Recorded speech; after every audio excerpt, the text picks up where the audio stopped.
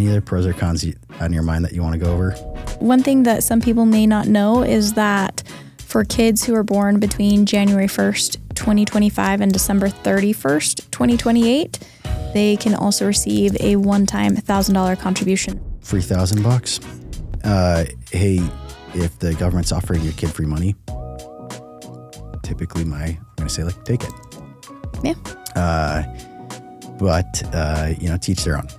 Information presented on this program is believed to be factual and up-to-date, but we do not guarantee its accuracy, and it should not be regarded as complete analysis of the subjects discussed. Discussions and answers to questions do not involve the rendering of personalized investment advice, but are limited to the dissemination of general information. A professional advisor should be consulted before implementing any of the options presented. Encompass More Asset Management LLC is a registered investment advisor with the U.S. Securities and Exchange Commission and only transacts business in states where it is properly registered or is excluded or exempted from registration requirements. Hey everyone, welcome back to another episode of the Tall Oaks Podcast. I'm your host, Branden DuCharme, joined today by Carisa Bertrand here in the newly finished Tall Oaks studio. Maybe that's what we should call it in here. Okay, so today we are talking Trump accounts. They're new. People are excited.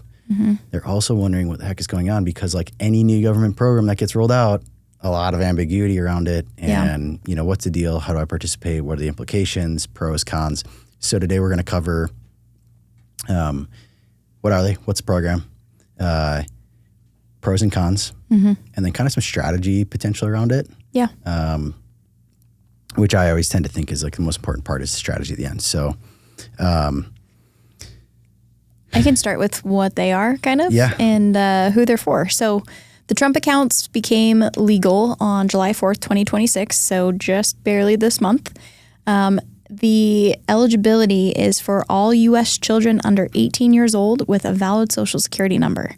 So that's who these accounts are geared for is kids here in the United States.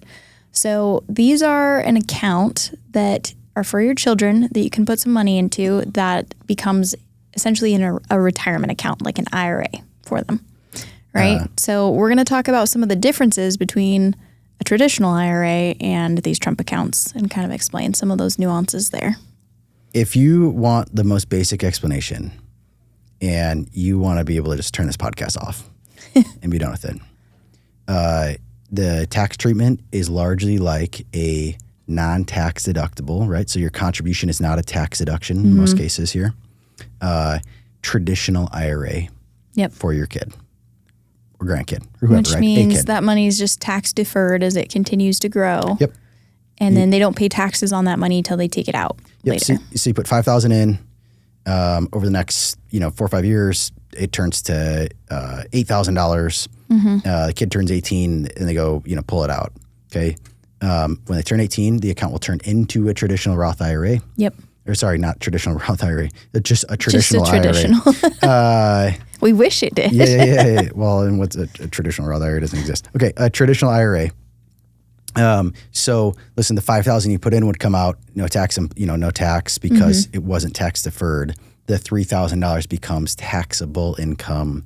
And if it's not a qualifying distribution, they would actually have the 10% penalty on that distribution as well. Yep. Okay. So there you go. Like the difference between it and an IRA is that it doesn't require earned income, right? So a kid doesn't have to be earning money in order to contribute. And then the other big thing to really be aware of, like in the disclosure notes here around this is right now they're custodied and actually at the Treasury. Department of the Treasury, right? They're going to, they're working on how to transfer those accounts out to traditional brokerages, houses like Schwab or Fidelity. However, they are very restricted in what you can actually invest in, right? So if you think about an IRA, you can buy stocks, bonds, gold. You can buy access to commodities. You can trade futures. You could trade options, right? Pretty much anything you can think of that's out there. Yeah, a lot of opportunity. In the Trump accounts, there's like, right now it's 4 options, I think, and 2 of them are actually S&P 500 index funds, right? The other option is just basically a total U.S. market index fund. So more or less, for all intents and purposes, essentially you just realize like you're pretty much signing up to have the entirety of the account and the investment be S&P 500, right? Yep. Now, historically, with 18 years of hindsight here, it's a great investment for most people, right? Yeah. 18 years, what's happened the last 18 years might not happen the next 18 years. Right. You're definitely taking, with these accounts, you're taking a bet on the U.S. economy and the structure of the market, okay, over the next period between now and when that kid turns 18. Yeah. Right? So kid's already 15, talking about a 3-year window. The kid just brand new baby, right? 18-year bet. Yeah. Now, again, the accounts of money goes in will be automatically invested as far as it kind of is understood right now, and you actually cannot sell the investment at all, right? So even if market's getting dicey, market's running up, like you can't pull back, cash, you can't raise cash for a distribution. Like, hey, kid's 17 and a half and wants to buy a car next year, start doing some planning to have some money out. Like, no, if market crashes, in that time period, they will be waiting for that market to recover or be selling when it's down, when they're 18. Now, that is not a bug. That is a feature of what these accounts are. So the intent is to try to encourage people to be long-term investors, right? Yeah. To stay invested for the long haul, let markets work for them. I'm going to not dive into, in this podcast episode, the potential concerns around market structure and what happens when every single person converges on the exact same investment and what happens later on when they can get out of that investment, right? So I digress. Okay, there you go. That's like the summary. That is your 30,000 foot view. Yeah. I mean, the whole intent of these programs is like to help kids, get ahead. And I think that is going to bring us into like pros, cons. What are some of the pros here? So some of the pros, by the time your kid is 18, they can already have a retirement account started with a pretty good amount if you're starting when they're young, right? Like the amount of money that you have to put in for them at a young age, if it's invested and like they keep that in there until their retirement age, they are like light years ahead as long as things with the market go well, right? Like as they have been. That's kind of like the general idea behind that is the earlier you can contribute the time value of money, that is going to work in their favor significantly. Yes. So huge pro there. One of the cons is tracking the basis when it comes to tax time and taking out the money. Once they turn 18, if they want to take it out after that or at whatever point in the future after that, there's going to be some real issues around what part of that money is taxable and what part has already been taxed based on like, what did you put in and how much is growth, right? So pro is like the investment side of these accounts. Super easy because you get like one choice. Yeah. Right? You're not overwhelmed with options with this. Yeah. It's like you put the money in, it's there. You get S&P 500 basically. Yeah. And, obviously the cost is really low, which is neither here nor there in this case. But con is like the record keeping side of this, you have to pay attention to, right? Now, it doesn't have to be big and scary. If nothing else, all you did was every time money went into that account, you just kept a little spreadsheet that said who made the contribution, how much it was, right? Yep. Like, and what tax year it was for, or you just put the date, the amount, and who made it. Yeah. Like, like if you have all that record, so if somebody came to us 18 years from now and said, hey, we're trying to plan with, my kid's turning 18, we're going to do some strategy around this Trump account and all this stuff. And we said, cool, what's your basis? And they said, I have no idea. They had a spreadsheet with that data on it. And they could give me oh my gosh, even if they just had a notepad that had all of it on there, right? You could recreate what you need to, right? So a professional could look at it, decipher, and probably do what they need to recreate or track it all. Yeah. So don't be too intimidated by that, but don't forget about it either. Yeah.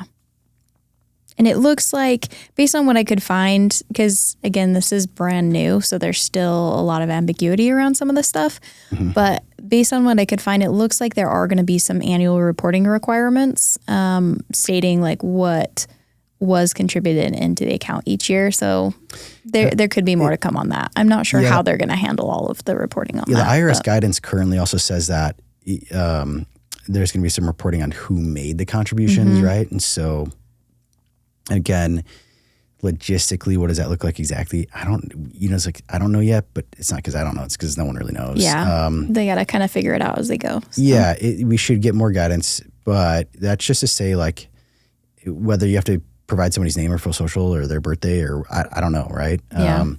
But if at the end of the day, if you, nothing else, for your records keeping sake over time, just say, grandma contributed $500 this day. Yeah. You can put the rest of the pieces together after that help. Based on what they need. So. Yeah.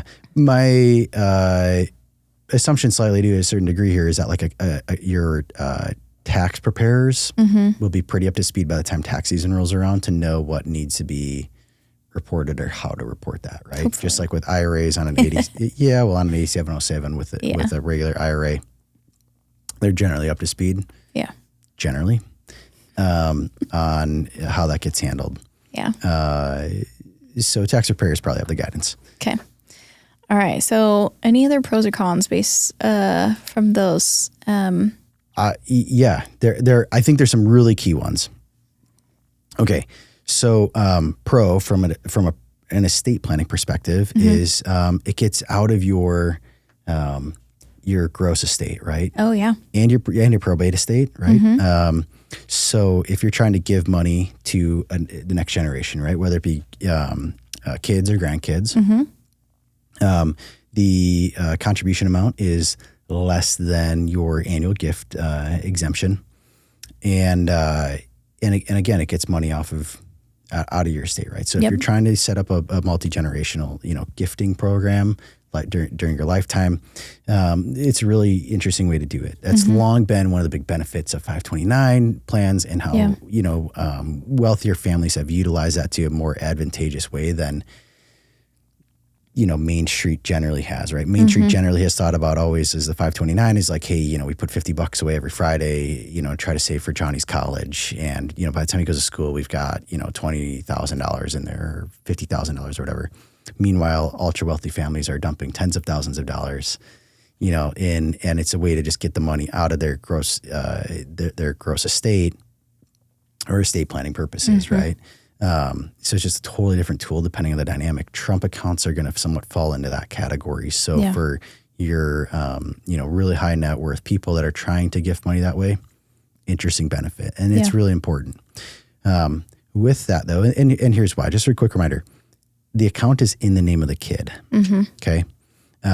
Now there's a guardian or trust, there's like a trustee on the account. So, it's in little Johnny's name. Johnny's dad or mom is the trustee over it till he turns 18. And essentially that just means they're the adult that can help him with it. Yeah. But again, like there's not really any investments that can be made.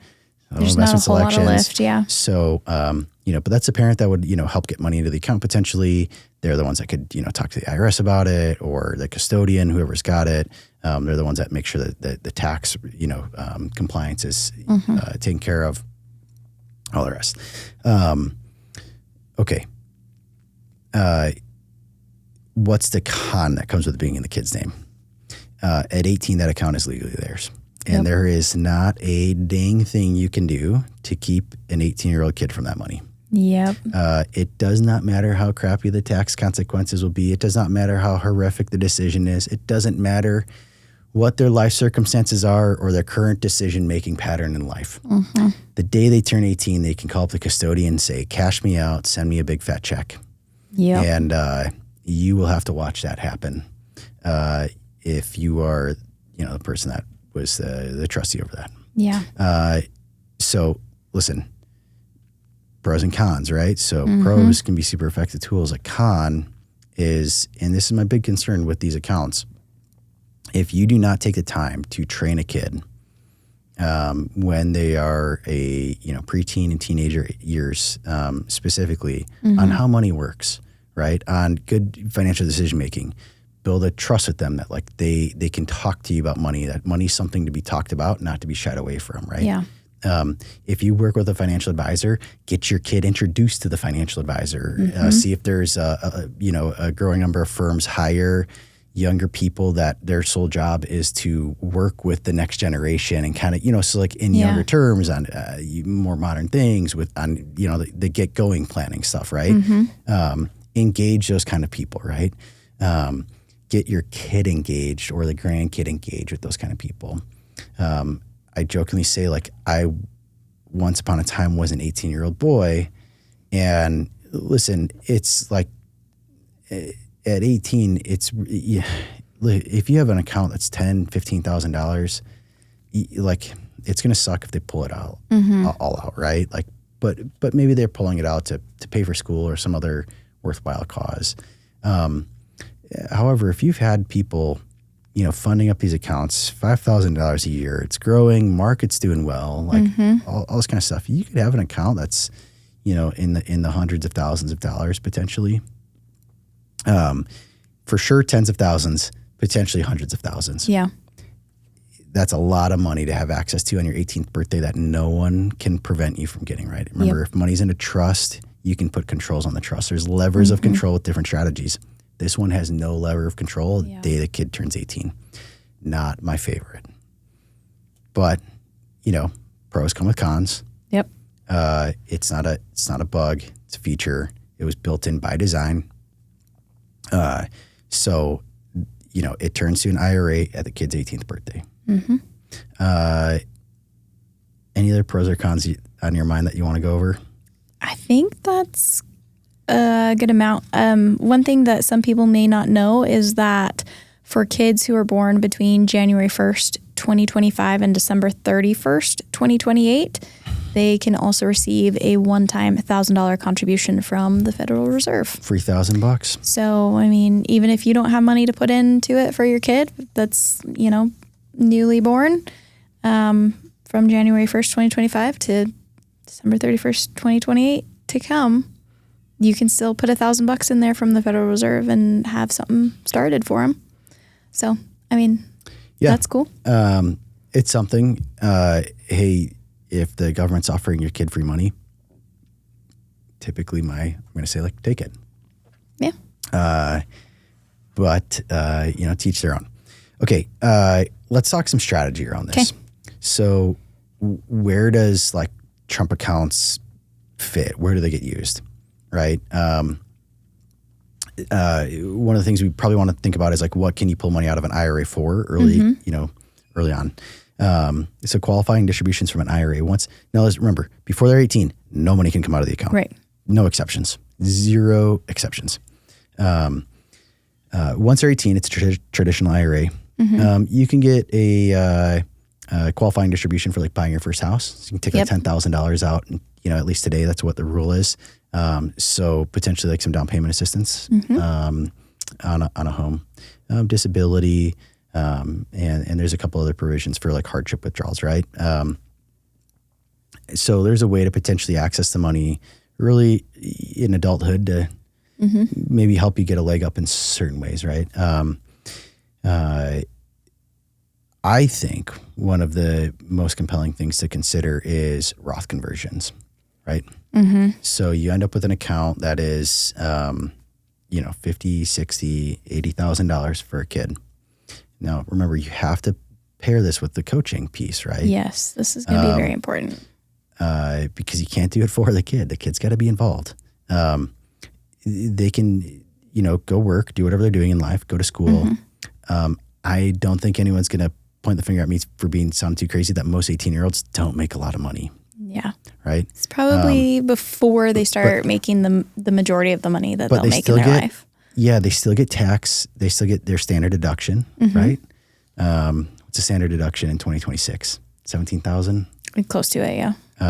So if your kid only makes, like, they're like, hey, they work part-time while they're in school and they make $5,000, like, there's $12,000 of deduction that is, like, essentially going to waste every year, right? Yeah. And that's pretty common for kids in that 18 to maybe, 21 to 22 range, depending on what they're doing in life, right? Yeah. So if you go in those years and you do a little bit of tax planning and you just take money out of the traditional IRA and move it to the Roth IRA, it becomes taxable income, So if they made $5,000 in a year, we're using today's numbers here, and you move over an extra $10,000 or $12,000 from the traditional to the Roth, okay, it adds it onto their income, but the standard deduction still covers the whole thing, so they end up paying no tax. You actually probably could do a little bit more than that because your basis is going to convert pro rata. And this is where you're going to want some tax help later on down the road from the tax planning perspective. But the basis would convert pro rata. And so you want to make sure that you plan that right so you can maximize the benefit. But, my sort of thesis or theory here is that assuming sort of normal market returns over the next couple of years. So not, listen, if every single year you manage to time the top of the market for the year, right, and do your contribution, your outcome is going to be different than the guy that manages to do his contribution the day of the bottom in a crazy market, every year or whatever, right? So, that's and both those results would look different than the person that does it consistently every single week, right? So, okay, back on task here.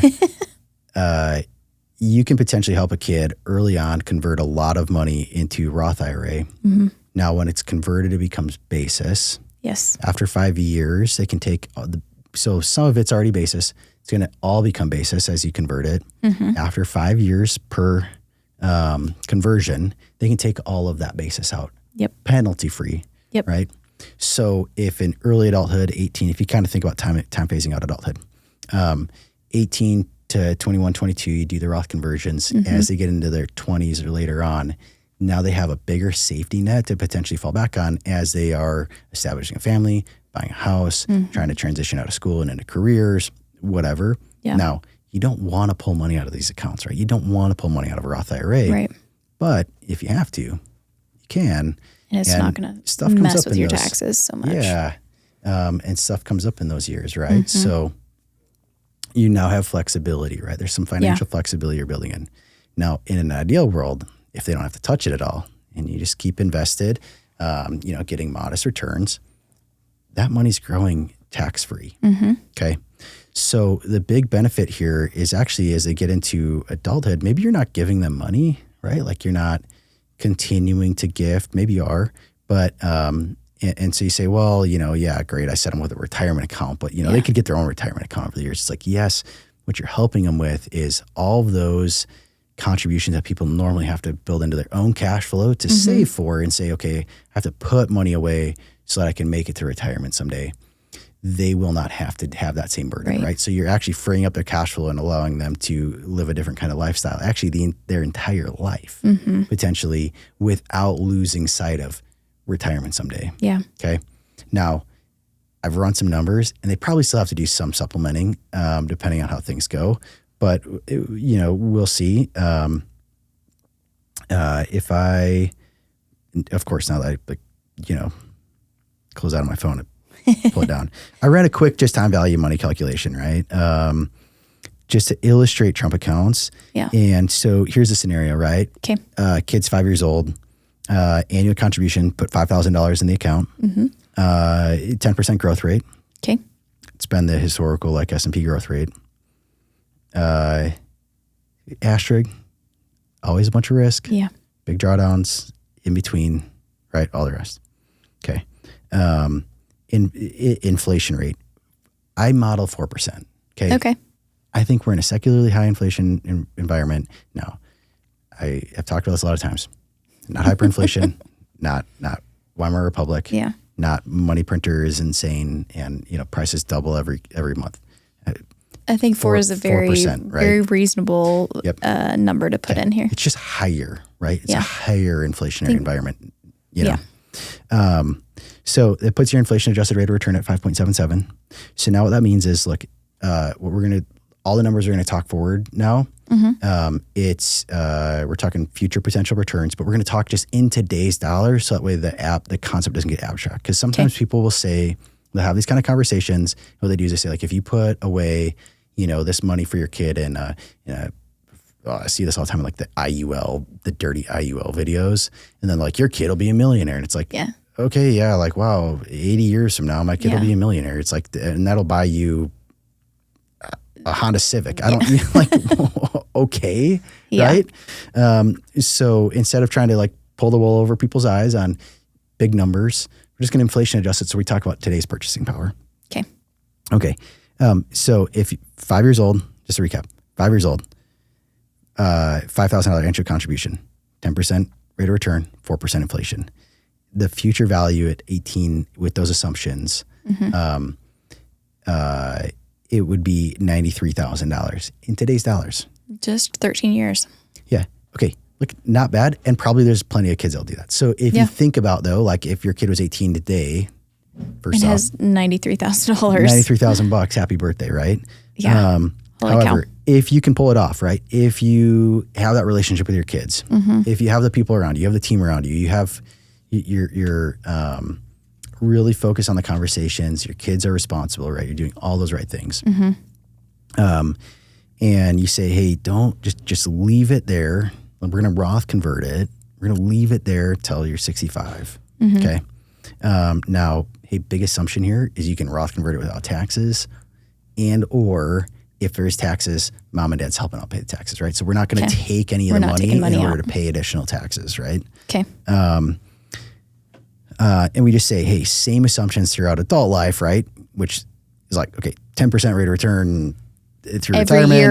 Year over year. Year over year. But like, listen, long term. So you're just saying an average rate between 18 and 65, 10%.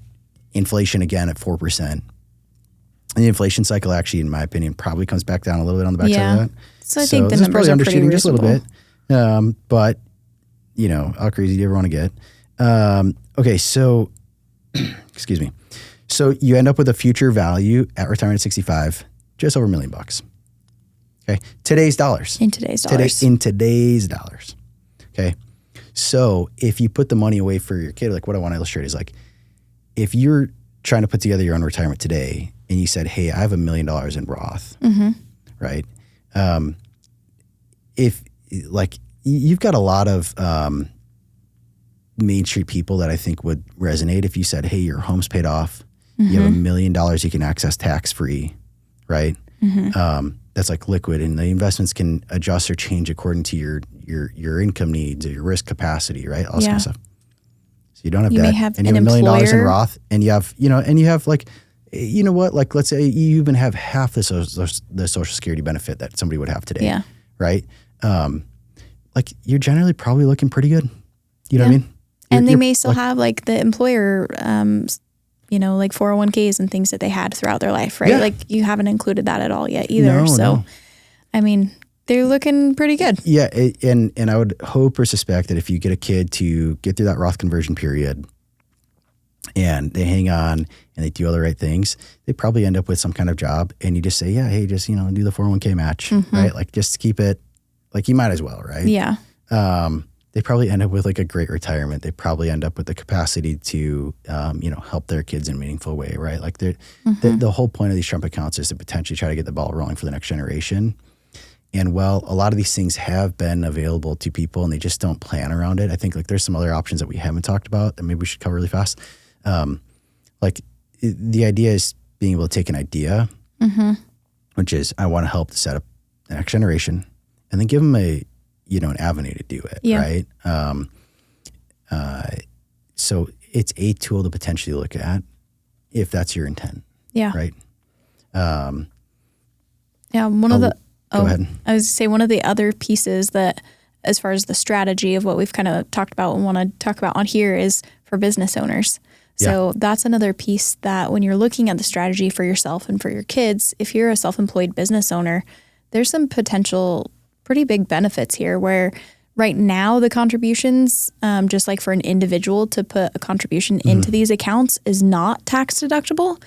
But if you're a business owner and you're doing it, then there are some ways that you can get that to be tax deductible, up to $2,500 of it.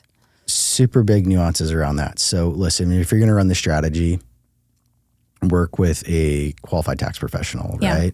You need probably a really good accounting team around you, and a good financial planner is going to help for sure. Some nuances. If you're just like self-employed, which is like, so Schedule C, you have an LLC, but it's not, there's no, corporation being taxed here.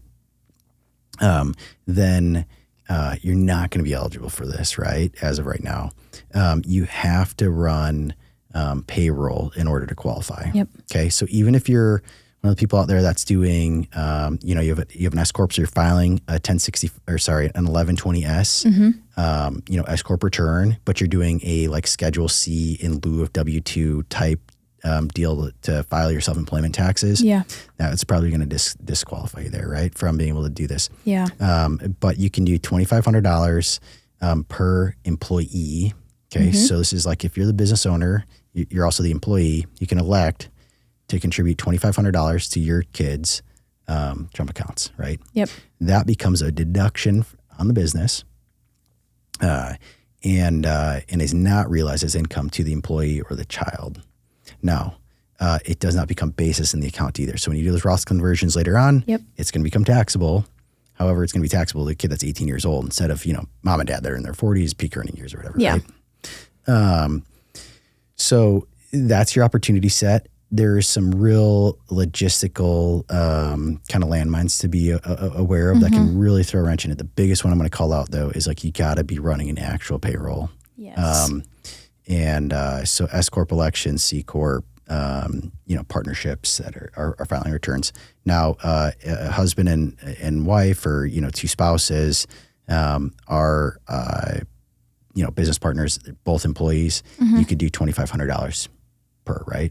Yep. Because right now, it's $2,500 per employee for that family. Yep. Not per kid.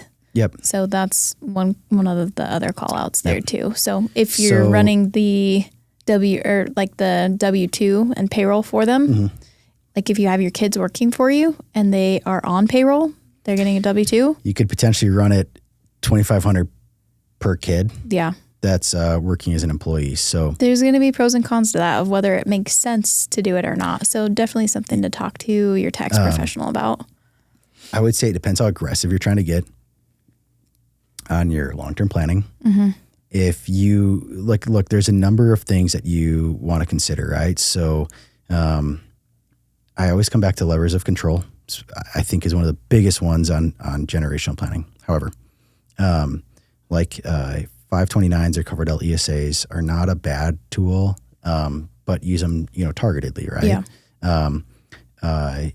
A brokerage account in your name with money earmarked for kids is like a really easy way to go about stuff, right? Pick up tax efficiencies when they're an adult, gift them shares, appreciated shares that they can sell and realize long-term capital gains on their tax return.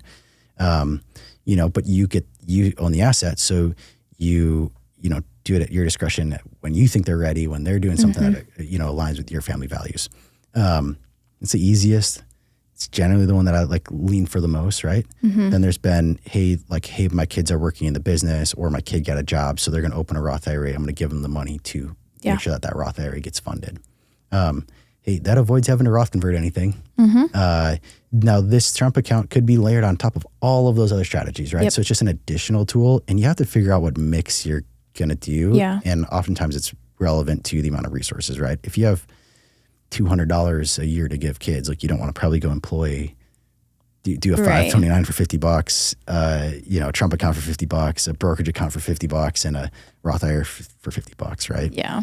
But if you're, very high net worth and you're trying to really aggressively get your kids money, you could do a lot of money and have a kid be quite wealthy by the time they are, 18. Yeah.